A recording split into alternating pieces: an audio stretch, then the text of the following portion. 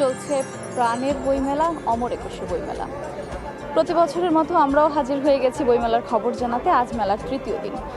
তবে সপ্তাহের অন্যান্য দিনের চেয়ে যেহেতু ছুটির দিনে ভিড় বেশি হয়, তবুও আজ মেলায় প্রচুর ভিড় দেখা যাচ্ছে। কারণটা কি? কারণটা হচ্ছে আজ সরস্বতী পুজোর দিন গেছে। বিদ্যার দেবীর আরাধনার শেষে সেই বিদ্যার যেই প্রাণকেন্দ্র রয়েছে বই, সেই বইয়ের মেলায় কিন্তু সবাই দলে দলে ছুটে আসছেন। আজ মেলায় কিন্তু প্রচুর পরিমাণে মানুষ, কানায় কানায় পরিপূর্ণ বলা যায়। সবাই বিদ্যার দেবীর আরাধনা শেষে এসেছেন বই কিনতে।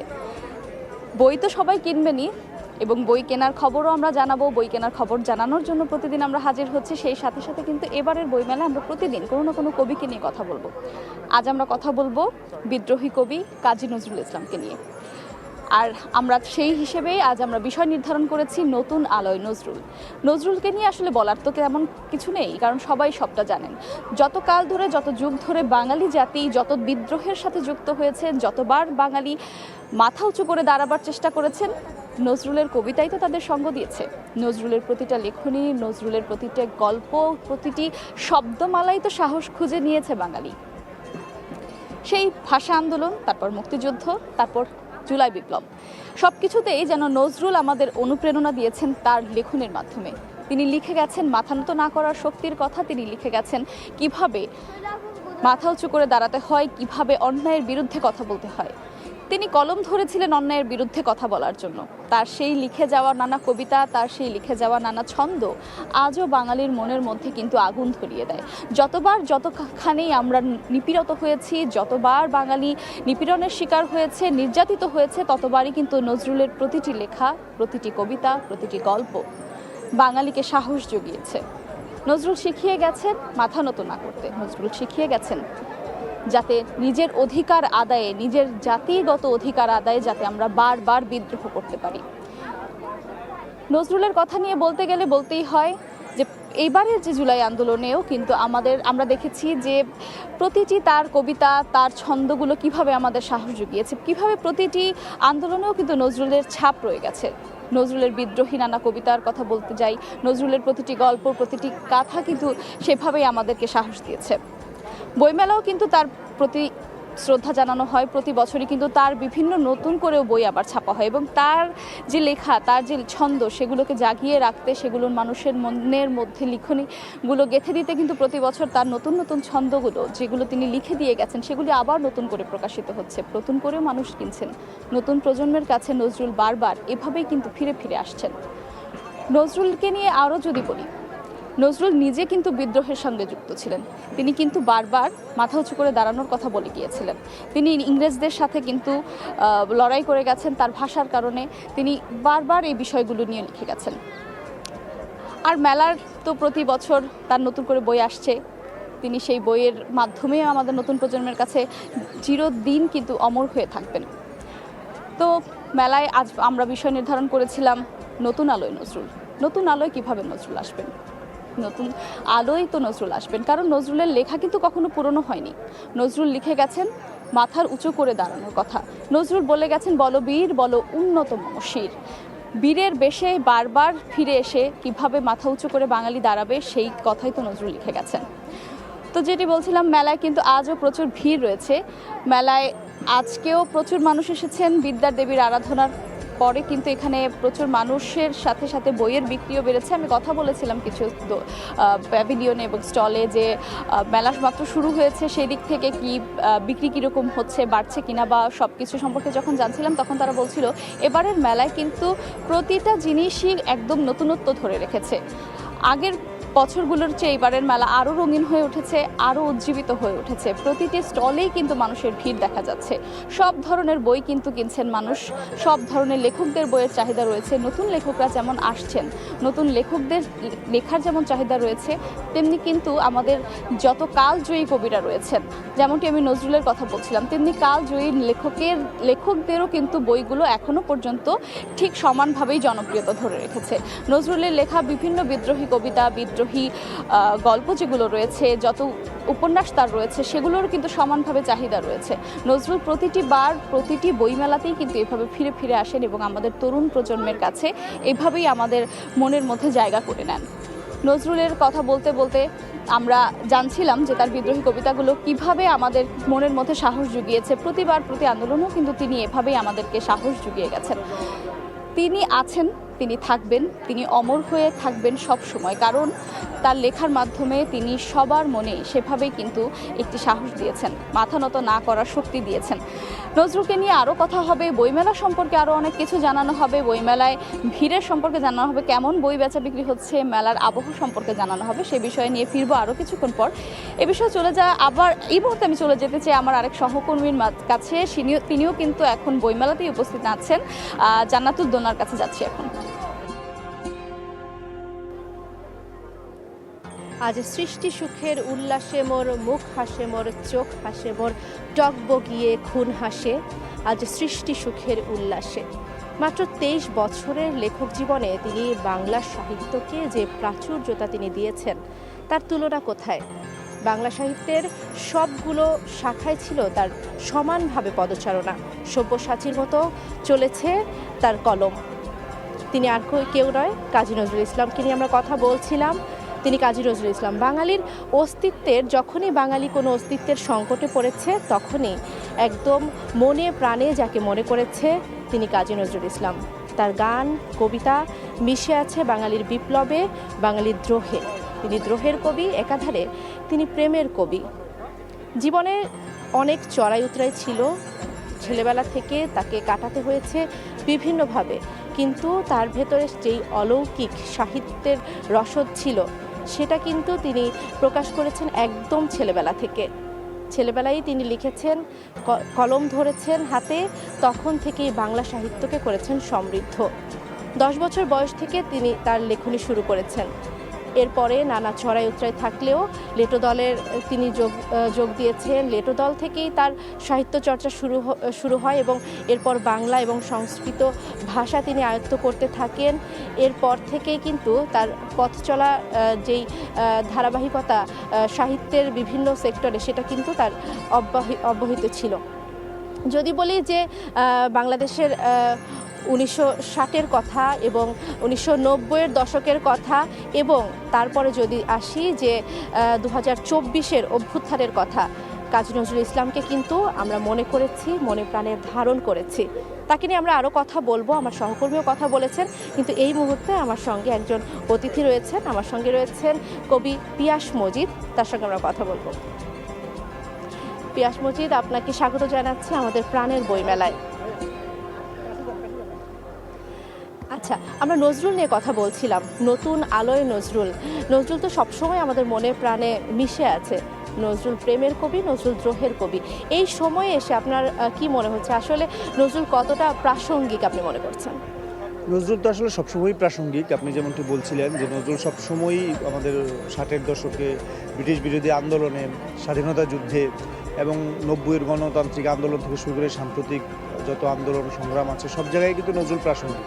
এবং আমি বিশেষ করে যে শহরে বেড়ে উঠেছি, কুমিল্লা শহর, সেটার পুরো শহর জুড়ে কিন্তু নজরুলের দাপাদাপি ছিল 1920-এর দশকে। কুমিল্লা শহরে প্রিন্স অফ ওয়েলসের ভারত আগমনের প্রতিবাদে কুমিল্লায় যে হরতাল ধর্মঘট পালিত হয়, সেখানে নজরুল কিন্তু সামনের সারিতে ছিলেন এবং কুমিল্লার মেয়েরা প্রথম নজরুলের নেতৃত্বে সেই মিছিলে নামেন। তো সেই নজরুলের কিন্তু বিপ্লবী পদচিহ্ন বাংলাদেশের জায়গায় জায়গায় ছড়ানো ছিটানো আছে।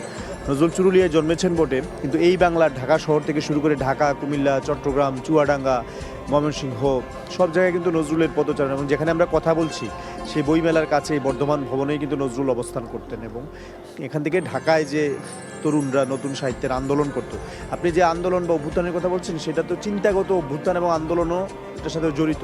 যেই বাঙালি মুসলমানের যে প্রগতিশীল অভ্যুত্থান, সেই প্রগতিশীল অভ্যুত্থান বলেন, প্রগতিশীল বিকাশ বলেন, সেটার পিছনে কিন্তু নজরুলের একটা বড় ভূমিকা আছে। যে এই তরুণদেরকে, এই যে সলিমুল্লাহ হলে এবং এখানে যে মুসলিম সাহিত্য সমাজের অধিবেশন হতো, সেগুলো কিন্তু নজরুল তাদেরকে সেই প্রেরণা দিয়েছেন এবং নজরুল সেই প্রেরণার মূলে ছিলেন। আর নজরুল সবসময় প্রাসঙ্গিক, কোনো একটা ফ্রেমে, কাঠামোতে বা কোনো দলে নজরুলকে বাঁধা যাবে না। এবং এটা সবচেয়ে বিস্ময়কর ব্যাপারকে নজরুলকে সবাই ব্যবহার করতে চেয়েছে, খণ্ডিত নজরুলকে ব্যবহার করতে চেয়েছে। আমরা দেখেছি তাকে ধর্মীয় বাতাবরণে আবদ্ধ করার চেষ্টা করেছে, গোষ্ঠীগত বাতাবরণে, কিন্তু নজরুল সবসময় বের হয়ে আসছেন গণমানুষের কাতারে। এটাই হচ্ছে সবচেয়ে নজরুলের প্রাসঙ্গিকতা, যে নজরুলকে আলাদাভাবে রাষ্ট্রীয়ভাবে আমাদের স্মরণ করা হয়, সেটা এক ধরনের বিষয়, প্রাতিষ্ঠানিকতা। কিন্তু নজরুল সবসময় গণমানুষের মাঝে, যখন এই যে বিদ্রোহী রণক্লান্ততার কথা আমরা বলি বা যবে উৎপীড়িতের ক্রন্দন রোল আকাশে বাতাসে ধ্বনিবে না, এইটা তো এখনও ধ্বনিত হচ্ছে। সেই ধ্বনিত যতদিন হবে ততদিন নজরুল প্রাসঙ্গিক থাকবে, এই প্রসঙ্গে তার ফুরুবার নয়। আমরা যদি আরও একটু একদম স্পেসিফিকভাবে বলি যে নজরুল যে আপনার অবশ্যই সবসময় অসাম্প্রদায়িক কথা বলেছেন, জাতি ধর্ম বর্ণ নির্বিশেষে কথা বলেছেন, যে উদার মনোভাবের কথা বলেছেন, সেটি আসলে এখনকার সমাজে নজরুল কি উঠে আসছে কিনা? আমার মনে হয় না, অনেকটাই। কারণ নজরুলের নামে যারা কথা বলে কিন্তু তারা কিন্তু ব্যক্তি আচরণে বা ধরেন তাদের যে আচরণ বচন, তারপরে ধরেন সব কিছু কর্মকাণ্ড, এগুলোর মধ্যে কিন্তু নজরুলের ওই চিন্তা থাকে না। নজরুল কি সেই কুলি মজুর কবিতায় যদি আমরা দেখি, তিনি যা চিন্তা করেছেন কবিতায় যা করেছেন তার চেতনায় প্র্যাকটিসেও কিন্তু সেটা তার ছিল। এবং সেই কুলি মজুর শ্রমিকদের জন্য তিনি যেমন লড়াই করেছেন, রাজনীতি করেছেন, পত্রিকা করেছেন, এবং এটার সাথে তার কবিতা রচনার কোনো বিরোধ ছিল না। কিন্তু আমরা দেখি যারা নজরুলের নামে চর্চা করি বা নজরুলকে স্মরণ করি, তাদের আচরণে কিন্তু সেটার মানে লেশমাত্র থাকে না। এবং সবসময় আমরা দেখেছি নজরুল যেমন শ্যামা সঙ্গীত লিখেছেন, ইসলামী সঙ্গীত লিখেছেন, এগুলো নিয়ে অনেক ব্যাখ্যা আছে। কিন্তু এই যে ভিন্ন সংস্কৃতিকে, মিশ্র সংস্কৃতিকে, বাংলার মিশ্র সংস্কৃতিকে আত্মস্থ করার যে সাধনা তার ভিতরে ছিল, এটা কিন্তু আমরা পরবর্তীতে আর আমরা নজরুলের কথা বলি তাদের মধ্যে কিন্তু এই ব্যাপারটা নাই। তো এটা যতদিন নাই ততদিন সেই খামতি পূরণের চেষ্টা নজরুলের দ্বারাই হবে। কারণ নজরুল সেই চেতনার অনল শিখাটা কিন্তু জ্বালিয়ে দিয়ে যান আমাদের প্রত্যেকের ভিতরে, এবং কোনো কাঠামোতেই আসলে নজরুলকে বাধা যায় না। এটা একটা বিস্ময়কর ব্যাপার যে এই অল্প একটু সুস্থ জীবন, কিন্তু অনেকটা জীবন অসুস্থই ছিলেন, সেই যেই দাপিয়ে দিয়ে গেছেন। এই যে রামকৃষ্ণের একটা কথা ছিল, জন্মেছিস দাগ রেখে যা। আমার মনে হয় নজরুল সে দাগ রেখে যাওয়া এমনভাবে চিনি যে এটা আমাদের সবার জন্যই আসলে প্রেরণার চিহ্ন, যে আমরাও যেন জন্মে একটা দাগ রেখে যেতে পারি, যে আসলে কি কাজ করেছি জীবনানন্দের কথা মতো, কি কাজ করেছি আর কি কথা ভেবেছি, সময়ের কাছে সাক্ষ্য আমাদের দিতে হবে আসলে। পিয়াস মজিদ, আমরা আসলে নজরুলকে নিয়ে আরও দীর্ঘ কথা বলবো, আপনার লেখালেখি নিয়ে কথা বলবো, কিন্তু এই মুহূর্তে আমাদেরকে চলে যেতে হবে একটা বিজ্ঞাপন বিরতিতে। দর্শক প্রাণের বইমেলায় চলে যাচ্ছে একটা ছোট্ট বিজ্ঞাপন বিরতিতে, ফিরবো কিছুক্ষণের মধ্যেই।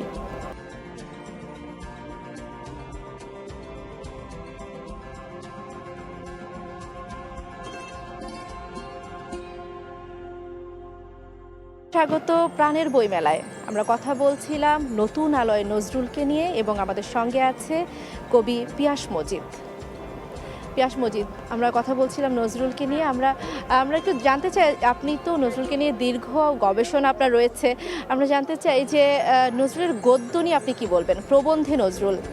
আসলে কবি নজরুলকে নিয়ে এত আলোচনা হয়, গদ্যকার নজরুলকে নিয়ে ততটা হয় না। কিন্তু আমরা যদি দেখি যে কয়েক ধরনের গদ্য তার আছে, সম্পাদকীয় গদ্য, ধূমকেতু বা আপনার যে পত্রিকাগুলো লাঙ্গল, এইসবের যে সম্পাদকীয় রচনা, এটা এক ধরনের যে খুব লক্ষ্যভেদী, যে ভারতবর্ষের এক চুল জমিও পরাধীন থাকবে না, এই ধরনের ঘোষণা জাতীয়, বা মুহাজিরিন হত্যার জন্য দায়ীকে আমরা যদি ওই সম্পাদকীয়গুলো দেখবেন।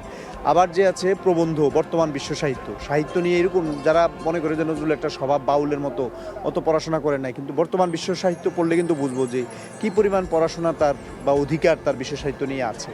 এছাড়া আপনি যদি বইয়ের ভূমিকাগুলো দেখেন, রুবাই ওমর খৈয়ামের যে অনুবাদ করেছেন বা অন্যান্য আপনার মক্তব সাহিত্য, এগুলোর যদি ভূমিকাগুলো দেখি, বা বিভিন্ন বইয়ের উনি ভূমিকা লিখেছেন আমাদের সুফিয়া কামালের গল্প গ্রন্থের, আরও অনেকের গল্প গ্রন্থের, তো নজরুল কিন্তু একটা সচেতন গদ্য শিল্পী সত্তা তার মধ্যে ছিল। সেটা যদি আমি তার গদ্য দেখি, এবং তার উপন্যাস আমার খুবই প্রিয় হচ্ছে তার কোহিলিকা, মৃত্যু ক্ষুধা বা বাঁধনহারা, তার যে উপন্যাসগুলো, বা গল্পের বই শিউলিমালা, তো এই প্রত্যেকটার মধ্যে কিন্তু একটা কথা, মানে এক একটা ভাবা যায় না যে এই মৃত্যু ক্ষুধার এই নজরুল। আমি সেই কৃষ্ণনগরে গিয়েছি, যে বাড়িতে বসে মৃত্যু ক্ষুধা লেখা, তো সেখানে আমি অবাক হয়েছি যে এই স্থিরভাবে কীভাবে এই চরিত্রগুলো আঁকছেন। আবার আপনার কোহিলিকাতে একরকম, আবার যে পত্র উপন্যাস সেখানে এক ধরনের। তো নজরুল তো গল্প দিয়েই শুরু করেছিলেন, যে বঙ্গীয় মুসলিম সাহিত্য সমিতির যে পত্রিকায় বেরিয়েছিল। তো আরেকটা নজরুলকে আমরা পাই আর কি, গদ্য শিল্পী সত্তা, এটা অনেক গবেষণার দাবি রাখেছে। আচ্ছা, এই যে যদি একটু 24-এর সঙ্গে আমরা একটু মিলাই, যে আমরা কিন্তু দেখেছি বাংলার যত আন্দোলন সংগ্রাম বিপ্লব হয়েছে সব কিছুতে কিন্তু নজরুলকে ধারণ করা হয়েছে, নজরুল কিন্তু উঠে এসেছে। এবং 24-এর গণ অভ্যুত্থান, সেখানেও কিন্তু দেয়ালে দেয়ালে নজরুলের গান, কবিতা, গ্রাফিতি সব কিছু আমরা দেখেছি। তো এই সময়ে দাঁড়িয়ে আপনি কি বলবেন? না, আমি তো মনে করি যে এটা নজরুলের অবশ্যম্ভাবী, মানে নজরুলকে আসলে নিতেই হবে।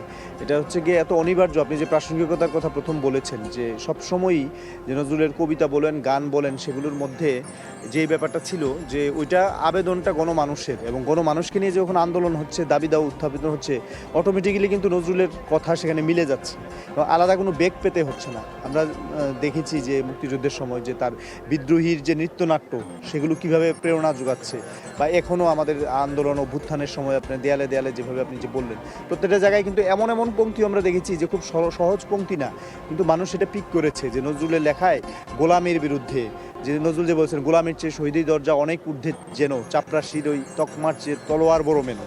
এই যে ব্যাপারটা, শুধু তো এখানে তলোয়ারবাজি করতে বলা হয় নাই, মানুষের যে স্বাধীন সত্তা, গোলামের বিরুদ্ধে, পরাধীনতার জিনজিরের বিরুদ্ধে, এই ব্যাপারটা নজরুলের মধ্যে সবসময় ছিল। এবং চিরকাল যখন মানুষের স্বাধীনতার জন্য, সাম্যের জন্য লড়াই থাকবে, সম অধিকারের জন্য লড়াই থাকবে, ততদিন নজরুল এইভাবে ব্যবহৃত হবেন। এই ব্যবহৃতটা কিন্তু ইতিবাচক অর্থে। পিয়াস মজিদ, নজরুলকে নিয়ে আলোচনা আসলে আমরা যতই করি না কেন এটা আসলে শেষ হবার নয়। আপনার লেখালেখি নিয়ে একটু জানতে চাই, এবারের বইমেলায় কবি পিয়াস মজিদের কি কি আসছে? আমার একটি কবিতার বই, রূপকথার রাস্তাঘাট, এটা বেরোয়নি, এখনও বেরোবে বেঙ্গল বুকস থেকে। আর আমার 100 কবিতা আলমগীর মোহাম্মদ একজন অনুবাদ করেছেন, সেটা আসবে new normal and other poems, এটাও বেঙ্গল বুকস থেকে। আর একটি আনন্দের বিষয় হচ্ছে যে আমার কবিতা নিয়ে দীর্ঘদিন গবেষণা করেছেন একজন তরুণ গবেষক, নিয়াজ মাহমুদ, হিমবেহালা কিংবা পিয়াস মজিদের কবিতা, এই বইটিও বইমেলায় বেরোবে। মৌলিক বই আমার একটি, আমাকে নিয়ে আমার কাজের উপর 2টি বই বেরোবে।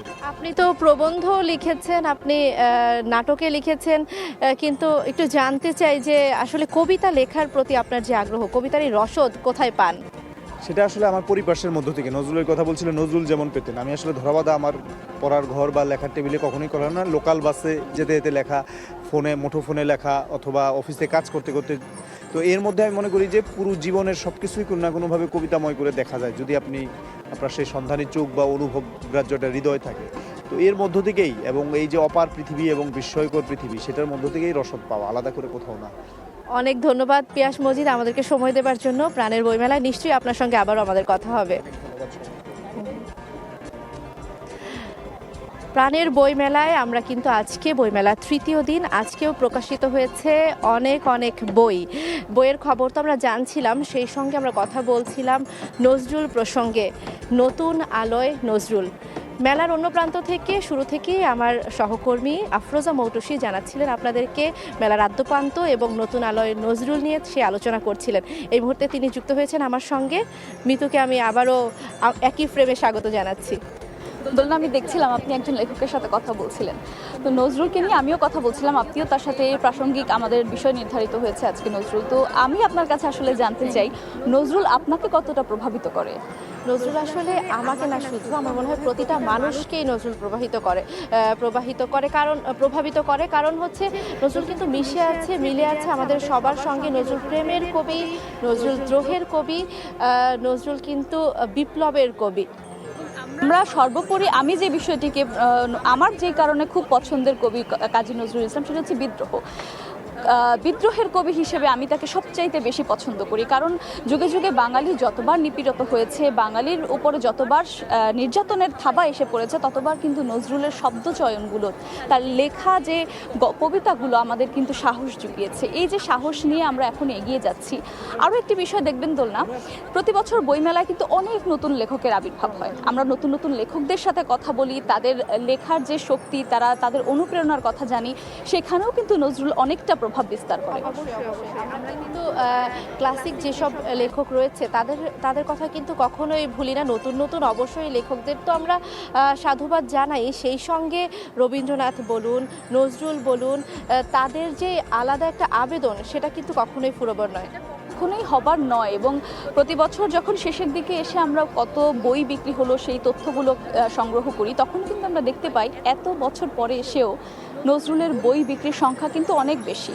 এবং সেই যে তার লেখা বইয়ের এখনও তরুণ প্রজন্মরা কিনছে, এত বছর পরে এসেও যে একটু আবেদন হারায়নি, সেটি থেকেও কিন্তু বোঝা যায় যে কতটা শক্তিশালী শব্দগুলো আমাদের জন্য উপহার দিয়ে গেছেন নজরুল।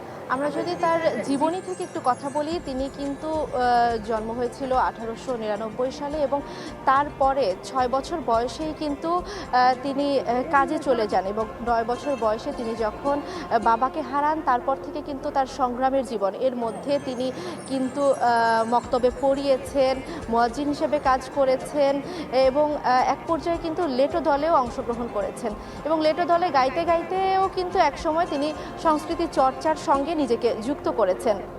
দোলনা, কাজী নজরুল কিন্তু সেনাবাহিনীতেও যুক্ত হয়েছিলেন এবং দেখুন, একটি মানুষ আমরা যখন স্বাভাবিকভাবে ধরে নেই যারা কোনো বাহিনীর সাথে যুক্ত থাকে তারা খুব কঠোর হয়, তারা হয়তোবা সেইভাবেই চিন্তা ভাবনা করে, অথচ নজরুল আমাদেরকে কতটা দেখিয়ে গেছেন যে তিনি প্রতিটি ধাপে আলাদা ব্যক্তিত্ব বহন করেছেন। তিনি প্রেমের কবিতা লিখে গেছেন, তিনি বিদ্রোহের লিখে গেছেন, তিনি কিন্তু শোকের কবিতাও লিখেছেন, তেমনি কিন্তু তিনি গজলও আমাদের উপহার দিয়েছেন। তার লেখা অসংখ্য গজলও কিন্তু এখনও আমরা গেয়ে যাই, গুনগুন করে যাই এবং প্রতিটি জায়গাতেই তিনি যে তার নিজস্বতার একটি ছাপ তিনি কিন্তু রেখে গেছেন। তিনি তো বলেছেন যে এক হাতে বাঁকা বাঁশের বাঁশরি, আর হাতে রণতুর্য নিয়ে তিনি বাংলার আকাশে তিনি এসেছিলেন। সাহিত্যের একটা আলাদা ধারা তিনি প্রবাহিত করেছেন।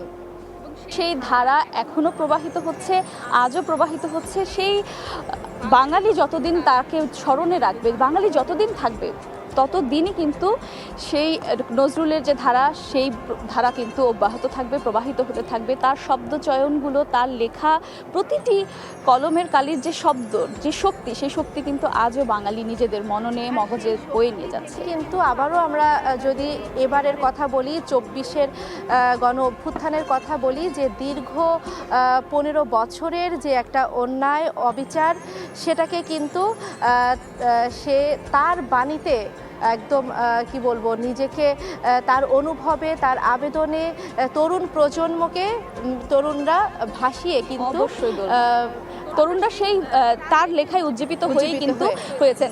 শেষ করতে চাই কিন্তু কোনো নজরুলেরই একটি কবিতার অংশ দিয়ে আজকের আমাদের প্রাণের বইমেলা। বলবীর চির উন্নত মমশির, আমি ঝঞ্ঝা, আমি ঘূর্ণি, আমি পথ সম্মুখে যাহা পাই যাই চূর্ণি, আমি নৃত্য পাগল ছন্দ, আমি আপনার তালে নেচে যাই, আমি মুক্ত জীবনানন্দ।